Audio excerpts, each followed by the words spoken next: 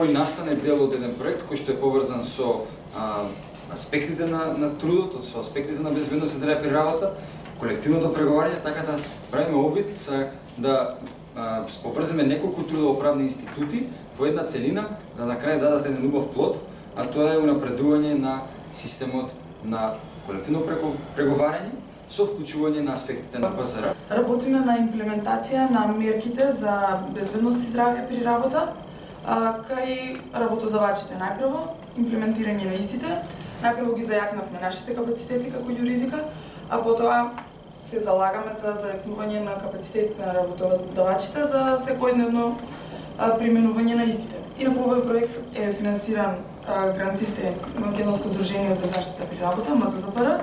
Исто така и поддржани сме од ССМ и ОРАМ. На овој проект работиме од јануари 2019 година, па ќе работиме се до јули. Оваа работилница ни е втора, имаме уште две, од која што едната е завршна, па се надевам дека ќе можете сите да присуствувате. Да не доложам многу во врска со проектот, ќе слушнете уште неколку работи од панелистите.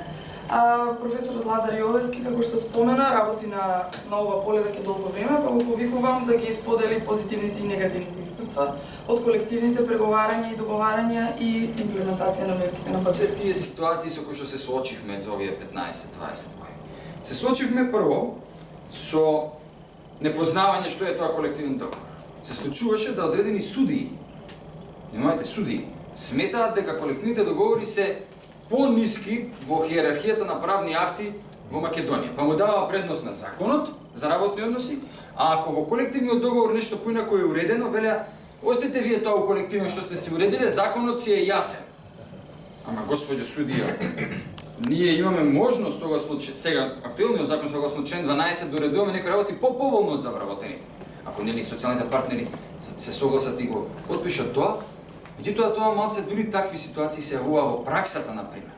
Понатаму се појави една ситуација да се сака се и се што да се напика во колективниот договор, па да се испружат нозете отколку што е подолга черес. Меѓутоа, мојот личен став е дека во одредена мера може умерено нешто да се внесе од законот, да се препише за да биде целината јасна. Ако уредуваме на пример некој недоместок на плата, ние можеме да кажеме на почетокот во еден став или во едно членче секој вработен има право на плата која што е составена од основна плата, додатоци на плата и додаток за работна успешност.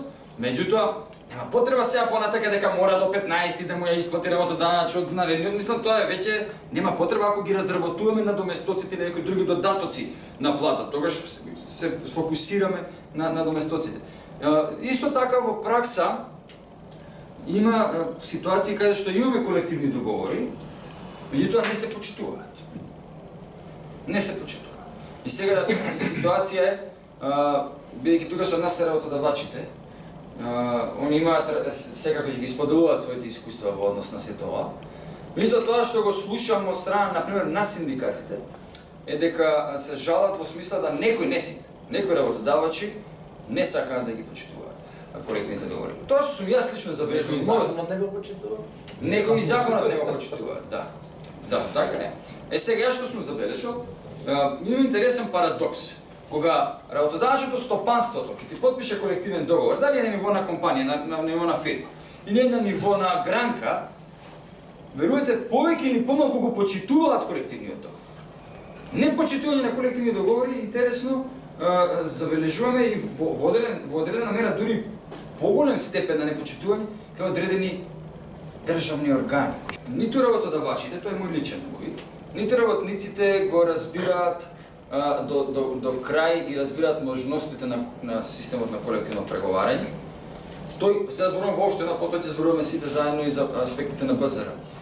Се чини дека има една обесхрабреност, иако во 90-тите години имаше една плејада на колективни договори, веќе од 2000-та до 2008-2009 имаше еден драматичен пат на бројот на, зборам квантитативно, на бројот на склучени колективни договори во Македонија, додека пак потоа пак малку почна да се актуализира колективното преговарање, колективното договарање. Можностите се големи, позитивните страни се големи на колективните договори, Тоа е една алатка, еден правен инструмент со кој што и работодавачите и работниците можат да си ги уредат прашањата, правата од работен однос на начин на кој што тие сакаат. Да не забораваме, работодавачите се во приказката и посилната страна, историски гледано, значи тоа е факт.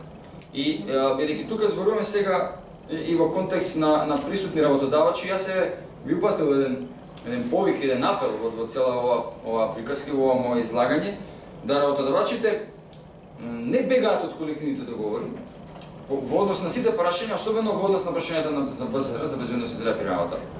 Бидејќи се круцијални прашања кои што може на еден интересен и убав начин да ги уредат, да си ги посебно на ниво на компанија, ниво на фирма, како се случува колективен договор, кадеш ако имате веќе синдикат, значи единствено кое што имате чисти правила на игра ако имате колективен договор со синдикатот. Значи тоа е идејата на постоење на синдикат на ниво на компанија, да дојде до склучување на тој колективен договор. На краток рок колективниот договор може да биде една, би рекол во наводници, баук тема за работодавачите, меѓутоа на долги стази, како што вели договорецот Кейнс, на долги стази и работодавачите се упатени на разговор, на диалог со работниците, а се со цел мотивирање на работниците, создавање на здрава и, би рекол, мотивирачка работна средина, која што на крајот ќе ја зголеми како три продуктивноста на самата компанија. Идејата е зголемување на продуктивноста на компанијата. Лично сметам дека колективниот договор во ситуации, посебно во македонски услови, каде што имаме разни недоречености у законот, правнатични одредби, правни празнини, законски и така натаму, колективниот договор може во тој дел да ги помогне, особено во делот на безбедност и здравје при работа, каде што мојот личен увид е дека токму во овој дел за безбедност и здравјето при работа, колективните договори буквално ги препишуваат одредбите од законот за работни односи или од законот за безбедност и здравје при работа. Така да во тој аспект мислам дека овде можеме да направиме еден исчекор. Овој панел ќе настојуваме да го држиме околу неколку прашања кои јас би ги поставила на понеделник. Па така сакам како прво прашање да го поставам следното. Дали системот на колективно договарање е адекватна алатка за уредување на прашањето од БЗР? Еве, господин Ангел. И покрај капацитети треба и разбирање на појавите, треба спремност за градење на компромис, затоа што тој колективен договор, кој впрочем и секој договор, е компромис помеѓу две страни кои имаат во старт различни интереси. А за да се дојде до компромис треба да се има спремност да се откажеш дел од твоите интереси за другата преговарачка страна. Инаку ако едни само бараат, други само даваат, не е тоа колективно преговарање. Треба со аргументи да се зборува, ние сега преговараме за нов општ колективен договор и верувајте, многу тешко идат тие преговори. Имаме индустрија, имаме преработувачка индустрија кај што имаме повеќе работници на едно место. Ние немаме услуги као овие софтвераши што од дома си работат, софтвер продаваат на американци, не знам кого.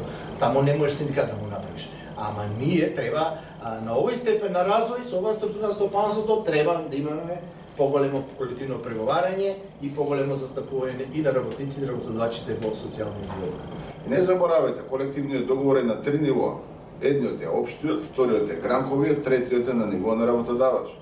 Сите тие специфичности за кои зборуваме или треба да се договараме. Значи никој подобро не може да ви ги реши работите дома отколку вие самите во оквирот на семејството. И ако вие не се договорите околу правилата дома, џабе се тие општи, џабе се и закони, џабе се и правилници, кога ние сме сведоци дека мноштво дури и законите кои се носат, а закон е договор помеѓу тројцата на ниво на држава, тоа е државата, тоа се работодавачите и тоа се работниците, барем во областа на трудот. Не доаѓаме во ситуација да кога веќе се договараме, ние наоѓаме начин дека тие одредени законски решенија не важат за нас. Сега, да не биде тоа дека секојаш да ја гледаме негативната и да констатираме као некои детектори за чад, дека имаме дим, кај што има дим, таму има пожар и тоа е ситуацијата. Не. Него добро битка или полезноста од колективен договор е дека всушност, пак ви го кажувам, моето согледување како ревизор меѓународен, кога го ангажираат купувачи од надвор, значи странски инвеститори. Секој пат гледаме дека има прва и основна работа, тоа е луѓе внатре, овде, дома, можат да се научат, тоест имат култура на преговарање и договарање. Се зависи од луѓето и се зависи од капацитетот на луѓето. Една мала паралела ќе направам, она што го рече Милан, луѓето или работниците во компаниите, особено повеќето во приватно, дека во модерни времења или во време во кое живеете вие, во кое преовладува веќе четвртата индустријска револуција, каде што ние како работодавачи со синдикатите и државата говориме за мобилни работни места, за флексибилни работни места и така натаму, ќе треба да размислуваме понатаму како модерно ќе се осврнеме на заштитата и безбедноста на работно место, кое може да биде и во домашни услови, може да биде и мобилно, може да биде и сосема да се работи за некоја си друга компанија, во друга држава, на друго место, а сепак да се однесува на нашето знаење, на нашето работно искуство. Така да јас би гледал во таа насока основните постулати дека мора да се запазат и Законот за безбедност и здравје при работа и преку колективното договарање и целокупната трудова легислатива, но сепак треба да се биде модерен, да се биде свесен. За да се чувствуваме, ќе се вратам на за да чувствуваме безбедно, сигурно, а со самото тоа и среќно и мотивирано работното место, во поголемиот случај зависи од нас, од самите луѓе, бидејќи од самите вработени, од самите менаџери, бидејќи сега станува многу поважно околу личната култура, личното образование и холистичкиот или филантропскиот пристап кон работите. Најважно мотивираноста, значи дали е спремен он воопшто да дозволи да има синдикат и да се преговара, значи да го почитува правото на слобода на здружување на работниците и да преговара. Тука е многу интересно прашањето, да речеме, што ние во новиот закон за РОС се уште немаме дефинитивен семеен став. Знаете дека општиот колективен договор за приватно и секторно стопанство важи за сите вработени и за сите работодавачи во Македонија. Но гранските колективни договори важат само за подписниците. Значи, оние работодавачи што се членки на тоа здружение што го подпишало и оние работници кои имаат синдикат од таа гранка, а се подписници на тај колективен договор. Така да, сега некои работодавачи вака си размислуваат. Па зошто ја па сега да членувам во ОРМ и да подпишам колективен договор и да дадам поголеми права, кои овие што не членуваат не мораат да дадат. Значи, бидејќи законот вели дека со колективен договор може само поголеми права да дадеш на работниците, не може да ги скратиш, да дадеш помали права него она што повисокиот колективен договор или пак законот ги дал. Тоа че се повеќе и повеќе се за таа работа свесни дека мораш, она што го зборуваше Милан, мора да го почитуваш као човек прво, мора да го почитуваш неговите права, па и фамилиарни проблеми и све да му помогнеш затоа што за да го задржиш на работа. Видите дека во Македонија па и животот не го цениме до толку. Ќе видите дека ако зборуваме за заштита при работа, ние всушност говориме за некоја си превентивна култура која и ние се прашуваме дали воопшто не треба. Да не биде дефетистички сега. Да не биде дека се е црно, се е бело. Едноставно сивилото е она која ни провејува во секојдневието. Мене ми е побитно да бидеме доволно искрени кога разговараме за теми кои живот ни значат. Јас така го почнав понето беседење од дека. Да се бидеме доволно искрени да се кажеме, луѓе, ова и ова се минималните работи за кои ние вреди да разговараме. Ако колективното договарање според мене, да, е потребно. Техниките треба да ги усвојуваат двете страни. Ама ако не сме доволно зрели, тоа е исто кона некој кој има енормна желба да вози Ферари, ама во суштина нема ден седнато час да има земја. Во 5 наши соседни комшиски земји во однос на безбедноста и здравјето при работа. И не беа вклучени деловите на ако сметата на ние кои веќе се во Европска унија, како што е Бугарија, како што е Хрватска, како што е Словенија, Унгарија и така натаму, вклучувајќи и Грција, но беа овие што се предпристапни, нели Србија, Косово, Албанија, Црна Гора, вклучувајќи и Македонија. И она што ќе го потврдам само колегата Ангел е дека сите се возиме во онај автобус преска што го споменав.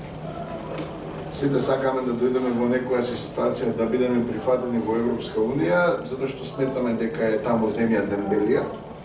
И како што викаше, излезе таа еден слоган кој многу ме беше интересен, вика НАТО да те брани, ЕУ да те храни.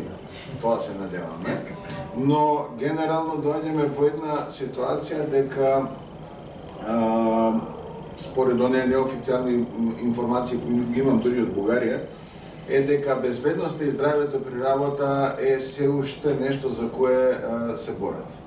Се уште нешто за кое треба да им се објаснува на самите работодавачи и на самите вработени, не како нешто што би требало да представува причина за штрајкови, него нешто што им оди во обостран интерес.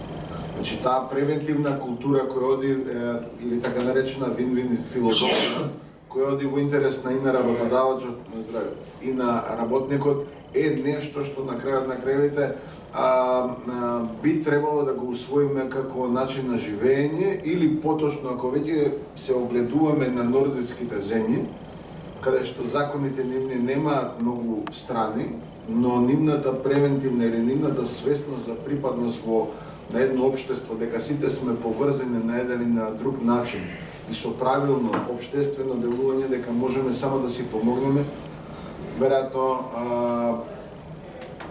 јас најчесто велам треба генерации да поминат. Наша со стресот при работа, тоа е нешто што значи го има, постои, меѓутоа не е квантифицирано, нема да се измери, нема да се види колку има стрес од работата и тоа спаѓа во безбедност и здравје при работа. Значи, се повеќе, јас сум од човечки ресурси од Сопота Битола, извинете, не се представив Марта Сопеста, се повеќе се присутни обуки од бърнаут, како да се спречи бърнаут кај, не знам, прегореност кај работниците, како да се зголеми работната ангажираност кај работниците.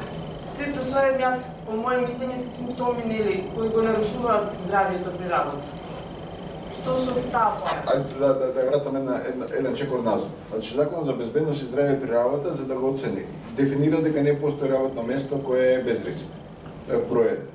Број 2, вели, за да се утврди ризикот на работното место, вклучувајќи го и овој дел, стресогените фактори, потребно е да се направи проценка на ризик.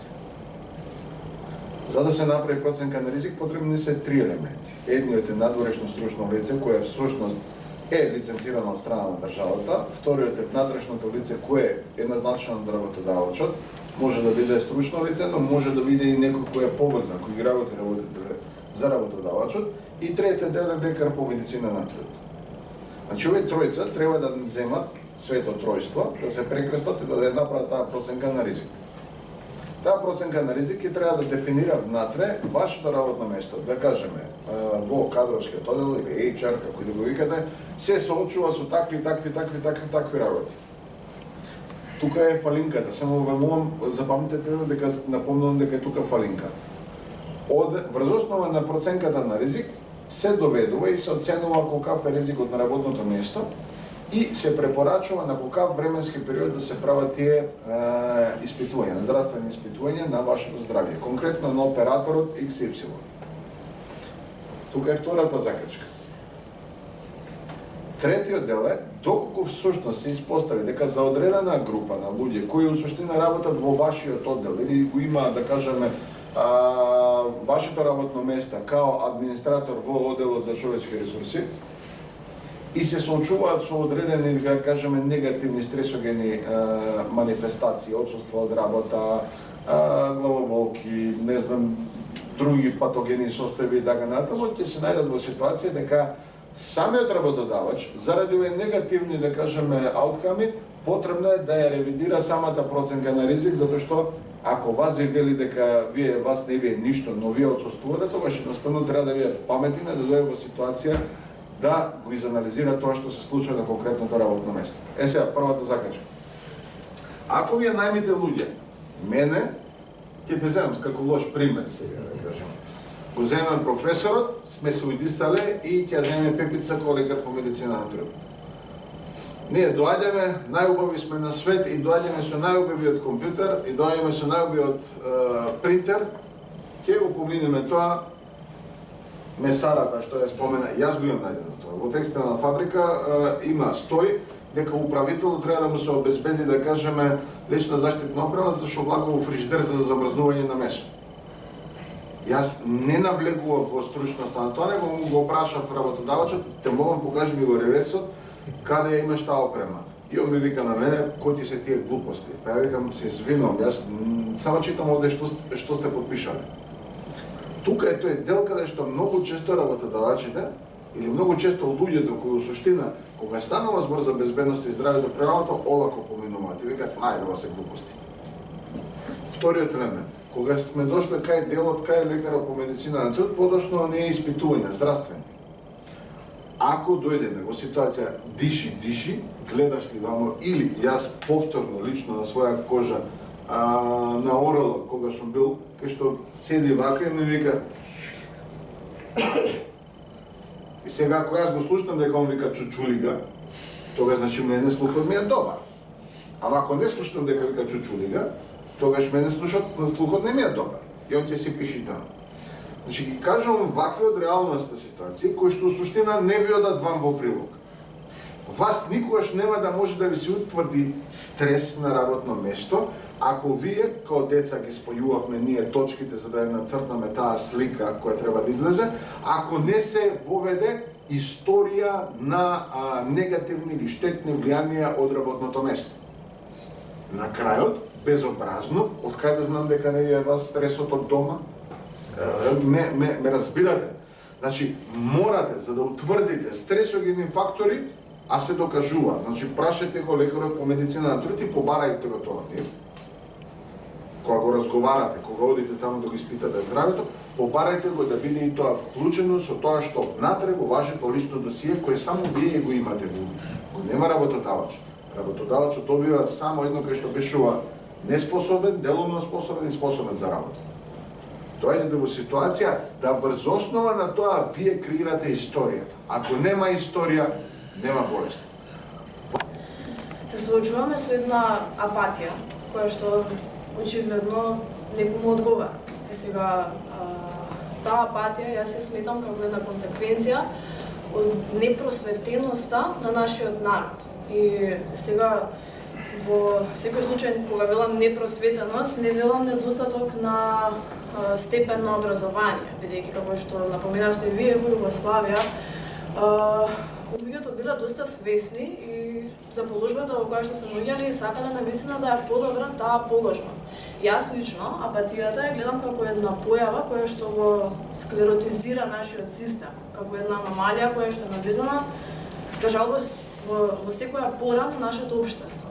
Сега, прашањето кое што јас сакам да ви упатам вам е како лица кои што веќе подолго со долги години пливате во овие води, што ви не кажеле за, еве конкретно за нашата држава, како да се достигне за жал тој мајлстон на правилно колективно договарање, односно како да постигнеме колективни договори кои што ќе ги исполнуваат сите карактеристики, не само од еден формален аспект, туку и да го исполнат еден правилен колективен договор и во една материјална смисла.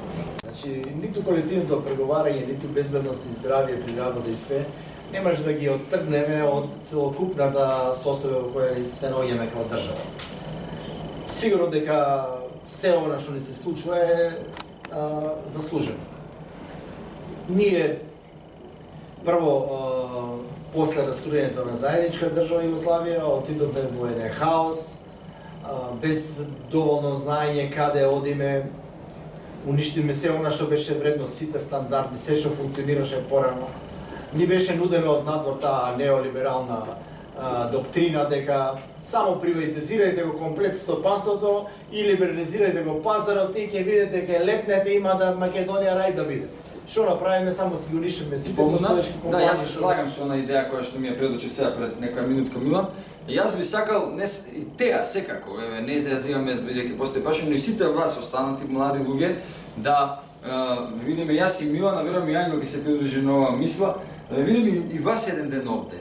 И со дискусии, со ваши ставови, но велам ваши ставови, не со ставови ала copy-paste, како што многу често правниците го правиме ние тоа кога препишуваме одредби у колективен договор и вметнуваме членчињата 2-3 од ЗРО у колективниот за БЗР и сме завршиле работа, тоа е тоа, него со ваши ставови, со ваши мислења, јас искрено верувам дека кај вас е клучот на успехот за ово општество, но и вие како помлади и ние како луѓе кои што сме веќе во оваа област навлезени повеќе секој во својот дел, работодавачите кои што ни се овде од различни компании, да сите заедно помогнеме да направиме едно среќно општество.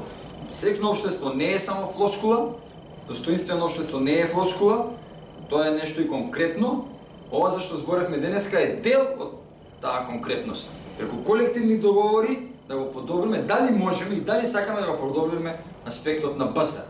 Со ова ја би заклучил еве дополнително. Јас сметам дека лично како Лазар сметам дека можеме тоа да го направиме, дека треба малку повеќе да се отвориме и со едукација и со добра волја кон колективните преговори, кон склучување на колективни договори, почитување нивно и кон внесување на квалитетни одредби за безбедност и здраве при работа.